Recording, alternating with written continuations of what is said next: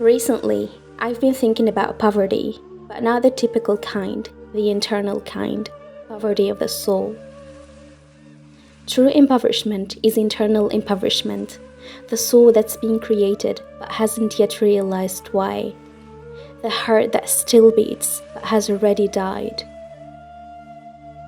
Few people would ever want to fall, and no one likes to drown. Yet, in struggling through this life, sometimes it's so hard not to let the world in. Sometimes the ocean of dunya enters our hearts. And just like the ocean that enters the boat, it shatters our hearts. It breaks our hearts. It owns our hearts. And sometimes we end up at our lowest point, just like at the bottom of the ocean. And when we're there, we feel like it's the end. And that's the thing about the bottom of the ocean. No light enters it. But when you reach that point, you're faced with a choice. You can either stay there until you drown, or you can gather pearls and rise again, becoming stronger from your swim and richer from your jewels. If you seek God, He can rebuild your heart, rebuild that ship. He can transform what was once your greatest weaknesses into your greatest strengths and can become a means of redemption. Because see, that's the amazing thing about Tawbah and turning back to Allah. We're told that it's a polish, so not only does it clean, it actually can make the heart even more beautiful than it was before it got dirty. If you seek God, He can replace the darkness of the ocean with the light of His sun. Yet how can we get there when we are faced and we live in a world that is constantly commanding us to worship other things, to love other things as we should only love God? How can we escape true impoverishment of the soul?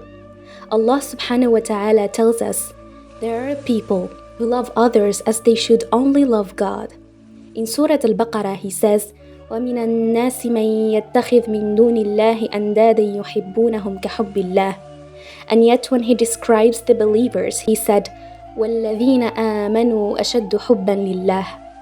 And that, in order to escape true impoverishment, we have to be overflowing in our love for Allah. But you can't love something that you don't know, and you can't know something that you never speak to. We have to speak to Him. We have to remember Him, and remember Him often. Many of us believe that all we have to do is to live our lives however we want, and then before we die, we just say, La ilaha illallah. But see, the thing is, however we lived is how we will die. Allah subhanahu wa ta'ala does not allow our tongues to say La ilaha illallah at death unless there is a La ilaha illallah inside the heart. Unless we put Allah first in our lives, we won't be able to put Allah first in our death. And so in order for us to live a life that is full of love of God, we need to put God at the center. We need not to lose hope when we do reach that lowest point.